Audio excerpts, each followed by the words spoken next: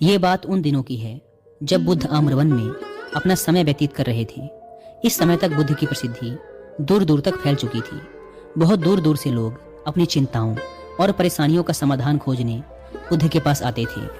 ऐसे ही एक दिन जब बुद्ध आम्रवन में अपने शिष्यों को प्रवचन दे रहे थे तो एक अधेड़ उम्र का व्यक्ति अपने 20-21 वर्ष के पुत्र को अपने साथ लिए बुद्ध की तरफ चला आ रहा था। जब वे प्रवचन स्थल के पास पहुंच गए तो बुद्ध ने एक नज़र उन पर डाली और इशारे से प्रवचन में बैठने के लिए कहा। जब प्रवचन समाप्त हो गया और सभी लोग वहां से चले गए तो बुद्ध ने उस व्यक्ति को अपने पास बुलाया और बैठने के लिए कहा। वहां चारों तरफ हरियाली छाई हुई थी, मौसम बहुत सुहाना था और तरह तरह के पक्षियों की आवाजें गूंज रही थी। ऐसा नज़ारा देखकर उस व्यक्ति को अंदर से असीम शांति महसूस हो रही थी। इसके बाद बुद्ध ने उस व्यक्ति से आने का कारण पूछा तो इस पर व्यक्ति ने कहा, हे तथागत, मैं 2 दिन की लंबी यात्रा करके अपने पुत्र को आपसे मिलवाने लाया हूँ। ये मेरा इकलौता पुत्र है और ये हर समय थका थका रहता है। ऐसा लगता है जैसे इसके अंदर कोई जान ही नहीं है, कोई प्राण ही नहीं है। इसका स्वभाव भी काफ़ी चिड़चिड़ा हो गया है। अगर हम इससे कुछ भी कहते हैं तो यह हमारी छोटी छोटी बातों पर गुस्सा हो जाता है। इसके देखने की क्षमता भी उम्र से पहले ही कमज़ोर हो गई है और इसके बाल भी सफ़ेद पड़ने लगे हैं। इतनी कम उम्र में इतनी बड़ी उम्र का लगना, मुझे तो कुछ समझ नहीं आ रहा कि इसके साथ हो क्या रहा है। तथागत, मैं अपने पुत्र के स्वास्थ्य को लेकर बहुत चिंतित हूँ। जब मैं अपने पुत्र को वैद्य जी के पास लेकर गया तो उन्होंने कुछ औषधि दी और कहा, अपने पुत्र को तनाव कम लेने के लिए कहो। वो अपने दिमाग में बहुत अधिक तनाव लेता है, इसीलिए उसकी ऐसी हालत हो गई है। लेकिन मुझे उनके बहुत समझाने के बाद भी तनाव का मतलब समझ नहीं आया। मुझे नहीं पता कि तनाव होता क्या है, यह किन कारणों से आता है और उसे कैसे अपने पुत्र के दिमाग से निकालूं। लेकिन मुझे सबसे पहले तो ये समझना है कि तनाव होता क्या है। इसीलिए तथागत, मैं आपके पास आया हूँ। कृपया आप मेरी समस्या का समाधान कीजिए। यह सुन बुद्ध उसके पुत्र को बड़े ध्यान से देखते हैं, उसके चेहरे को देखते हैं, उसकी आंखों को देखते हैं और फिर उसके हाथों की नब्ज को भी देखते हैं। यह सारी विधि करने के पश्चात बुद्ध उस व्यक्ति से कहते हैं, तनाव लेना तो कोई नहीं चाहता, लेकिन फिर भी यह तनाव लोगों के दिमाग को दीमक की तरह पकड़ लेता है और व्यक्ति जान भी नहीं पाता कि वह तनाव में जी रहा है। लेकिन अगर व्यक्ति तनाव के कारणों को अच्छे से समझ लेता है और तनाव के बारे में कोई ऐसा पैमाना बना लेता है जिससे वह जान सके कि वह कितने तनाव में है, तो वह इस समस्या का समाधान भी खोज सकता है। सबसे पहले तो तुम ये समझो कि तनाव होता क्या है।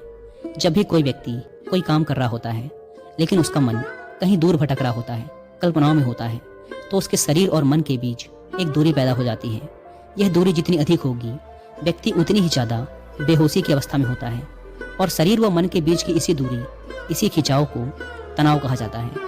आखिर कोई पसंदीदा खेल खेलने के बाद व्यक्ति चुस्ती और प्रसन्नता से क्यों भर जाता है, जबकि उसने तो अपने शरीर को थकाया है। लेकिन समझने वाली बात यह है कि खेलते समय मन और शरीर एक साथ पूरी तरह से उस खेल में केंद्रित होते हैं, जिससे शरीर और मन के बीच दूरी पैदा नहीं होती और कोई तनाव पैदा नहीं होता।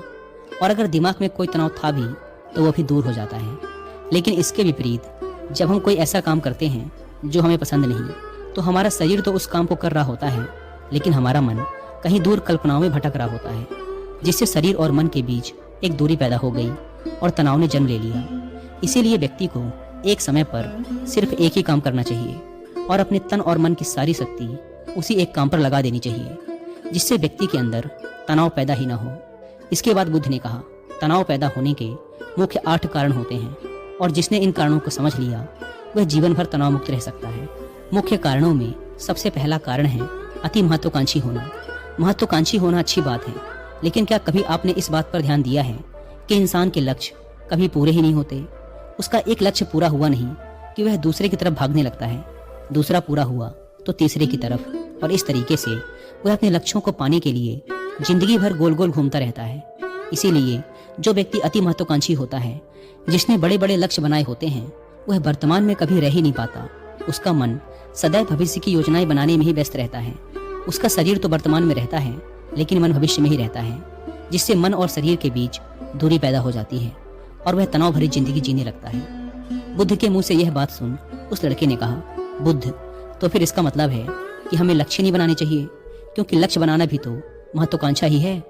इस पर बुद्ध ने कहा, जीवन में लक्ष्य बनाना कोई गलत बात नहीं, लेकिन समस्या तब उत्पन्न होती है जब हम अपना पूरा ध्यान उस लक्ष्य से मिलने वाले परिणाम पर ही लगा देते हैं और उसके परिणाम की चिंता करते रहते हैं। व्यक्ति को वर्तमान में जीना आना चाहिए, आप लक्ष्य बनाइए और उस लक्ष्य की प्राप्ति के लिए कड़ी मेहनत करिए, लेकिन साथ ही साथ आपको इस बात का भी ज्ञान होना चाहिए कि आप अभी वर्तमान में जी रहे हैं और वर्तमान ही सत्य है। बुद्ध ने आगे कहा, तनाव का दूसरा सबसे बड़ा कारण है ईर्ष्या। जब व्यक्ति ईर्ष्या और जलन से भर जाता है तो उसका मन अंदर से सड़ने लगता है। ईर्ष्या एक आंतरिक घाव है। आंतरिक घाव यानी मन का घाव। व्यक्ति के शरीर का घाव तो भर सकता है, लेकिन मन का घाव कभी नहीं भर सकता। इसीलिए व्यक्ति को दूसरे की खुशी और तरक्की से कभी ईर्ष्या नहीं करनी चाहिए, क्योंकि ईर्ष्या तनाव का कारण है। इसके बाद बुद्ध ने तनाव का अगला कारण बताते हुए कहा कि अरुचिपूर्ण काम करने से भी मन में तनाव पैदा होता है।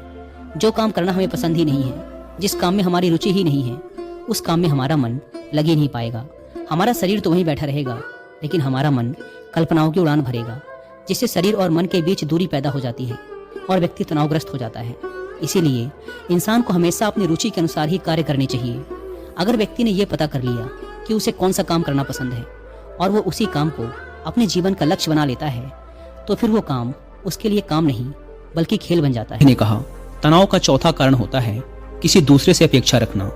बुद्ध ने उस व्यक्ति की ओर इशारा करते हुए कहा, एक पिता होने के नाते तुम्हारी अपने पुत्र से बहुत सी अपेक्षाएं होंगी कि तुम्हारा पुत्र एक बहुत ही कामयाब इंसान बने, तुम्हारा नाम रोशन करे, जैसा तुम चाहते हो उस तरह का जीवन जिए, तुम्हारी हर बात माने। लेकिन क्या आज तक कभी किसी की सारी अपेक्षाएं पूरी हुई हैं?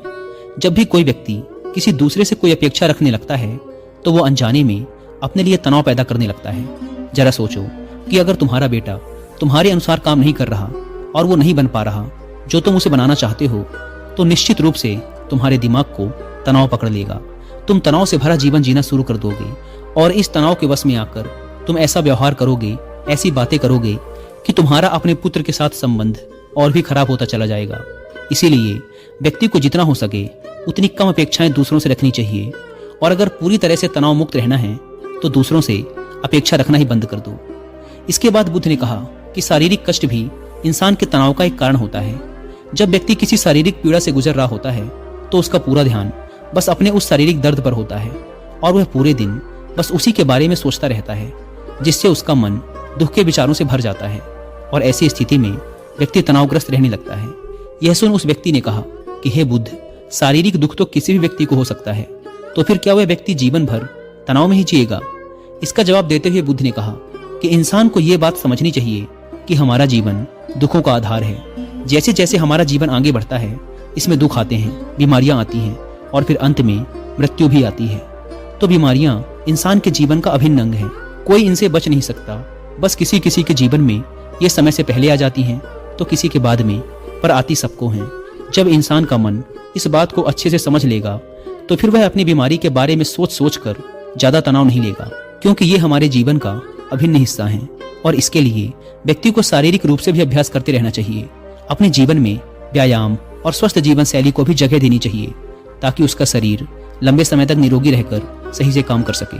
तनाव का अगला कारण होता है अपनी योजनाओं को समझने के लिए समय न देना। कुछ लोगों के दिमाग में कोई विचार आया नहीं कि वो बिना सोचे समझे उस पर काम करना शुरू कर देते हैं, और जब उस काम में उन्हें असफलता मिलती है तो वो तनाव से भर जाते हैं, क्योंकि उन्होंने उस काम को शुरू करने से पहले उसके बारे में पूरी जानकारी इकट्ठा नहीं की थी।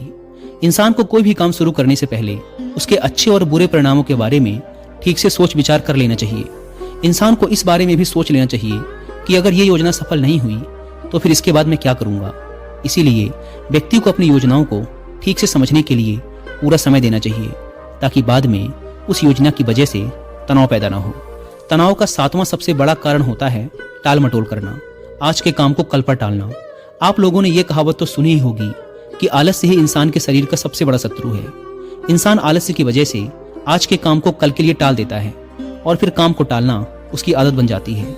काम को कल पर टालने वाले व्यक्ति का काम कभी भी समय पर पूरा नहीं हो पाता, और अगर किसी तरह से पूरा हो भी जाता है तो वह उतना अच्छा नहीं हो पाता जितना अच्छा उसे किया जा सकता था, और फिर ये बात व्यक्ति के अंदर तनाव पैदा करती है। लेकिन काम को टालना या काम को एकदम अंत समय पर करना एक आदत है, इसीलिए व्यक्ति ना चाहते हुए भी बार बार अपनी इस आदत का शिकार बन जाता है और काम को टालता रहता है। और फिर जब काम की समय सीमा पास आ जाती है तो वह तनाव से भरकर काम को पूरा करने का प्रयास करता है। इसीलिए तनाव मुक्त रहने के लिए व्यक्ति को काम को टालने की आदत छोड़नी पड़ेगी, और यह तभी संभव है जब व्यक्ति काम को समय से पहले खत्म करने का निश्चय करें। सबसे आखिरी और सबसे प्रमुख कारण जो तनाव का होता है वो है ज्यादा सोचना। लगातार सोचते रहना भी एक बीमारी है और यह उस व्यक्ति में सबसे ज्यादा पाई जाती है जो कपोल कल्पनाएं करता है, जो अतीत की घटनाओं और भविष्य की बातों के बारे में सोचता रहता है, जो बेवजह के अनुमान लगाता रहता है। इसीलिए व्यक्ति को ज्यादा सोचने की आदत पर लगाम लगाना चाहिए।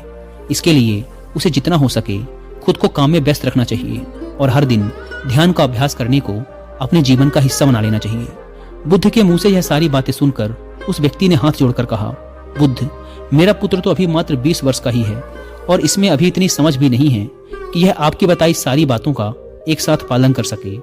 आप कृपया करके तनाव मुक्त रहने का कोई आसान सा तरीका बता दें जिससे मेरा बेटा उसका अनुसरण भी कर सके और तनाव मुक्त भी रह सके। उस व्यक्ति की यह प्रार्थना सुन बुद्ध ने कुछ सोचते हुए जवाब दिया, अगर तुम इतनी सारी बातों का पालन नहीं कर सकते तो इसके लिए एक बहुत ही आसान विधि है। तुम एक बार में एक काम को करने पर ध्यान लगाओ। तुम जो भी काम कर रहे हो उस समय पर सिर्फ उसी काम को करो, सिर्फ उस पर ही अपना पूरा ध्यान लगाओ। और अगर तुम्हारा मन इधर उधर भटक जाता है तो जैसे ही तुम्हें याद आए उसे वापस फिर उसी काम में लगा दो। ये सबसे आसान और अच्छा तरीका है तनाव मुक्त रहने का। जब तुम भोजन करो तो उस समय सिर्फ भोजन ही करो, उसके पूरे स्वाद का आनंद लो, उसे अनुभव करो। जब चलो तो अपना पूरा ध्यान सिर्फ चलने में लगा दो।